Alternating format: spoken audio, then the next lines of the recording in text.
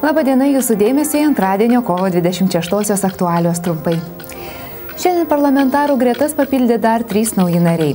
Jais tapo partijos Tvarka ir teisingumas atstovas Algimantas Dumbrava ir socialdemokratai Kazys Grybauskas bei Aleksandras Zeltinis. Jų priesaiką Seimo plenarinėme posėdėje priėmė Konstitucinio teismo pirmininkas Romualdas Kęstutis Urbaitis. Naujieji Seimo nariai išrinkti per pakartotinius Seimo rinkimus vienmandatėse Zarasų Visagino, Ukmergės ir Biržų Kupiškio rinkimo apygardose.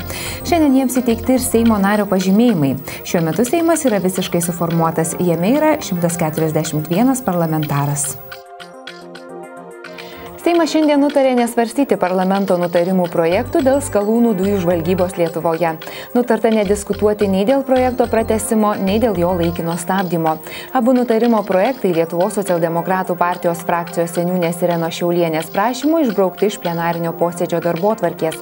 Už tai balsavo 91 Seimo narys, 6 buvo prieš, susilaikė 3.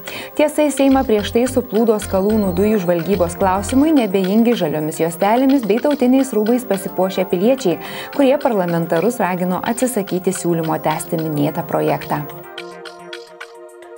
4 metus iš eilės vairuotojai galės pasitikrinti savo kelių eismo taisyklių žinias. Balandžio 5-ąją šiemet pirmą kartą egzaminą gyvai galės laikyti visų 5 didžiųjų šalies miestų gyventojai. Prie jų prisijungs ir šiauliečiai. Šiemet daugiau dėmesio bus skirta patikrinti, ar dalyviai susipažinę su naujausiais KET egzamino pakeitimais. Šiemet egzamino dalyviams bus pateikta 20 klausimų. Teisingai atsakyti juos bus skirta 30 minučių. Geriausiai KET egzamino užduotis išsprendę dalyviai bus apdovanoti Lietuvos draudimo įsteigtų prizų privalomųjų vairuotojų civilinės atsakomybės draudimu vieniems metams. Kino pavasaris ne tik pristato naujausius filmus, bet ir padeda savo šalies kūrėjams užmegzti ryšius su kitų šalių kino profesionalais. 4 metus vykstanti 4-oji tarptautinė kino industrijos konferencija Meeting Point Vilnius garbingiems svečiams iš užsienio pristato naujausius lietuviškus filmus ir dar kuriamus projektus. Tai yra unikalus atvejis Lietuvoje, kad mes galim pasveikinti šitiek daug užsienio kino industrijos žmonių ir tokio lygmens žmonių. Tai yra didžiausių kino festivalių vadovai, tai yra kino centrų užsienio vadovai, žurnalistai iš didžiausių kino leidinių kaip Variety, Screen. Tai manau, kad net nesuklysiu pasakydamas, kad Vilnius šiuo metu yra kino hotspot vadinama vieta, kur ir suvažiavę patys svarbiausi kino industrijos žmonės. Ir tai yra didžiulė šventė Lietuvai. Nuo iki kino pavasario uždarimo ketvirtadienį Vilniuje liko tik kelios dienos. Tad dar verta suskubti pamatyti įdomiausius filmus. Po 2014 metų pasaulio čempionato atrankos mačo su slovakais Lietuvos futbolo rinktinė šį vakarą 21 val. Mūsų laiku Tiranoje pradės kontrolinį mačą su Albanijos rinktine.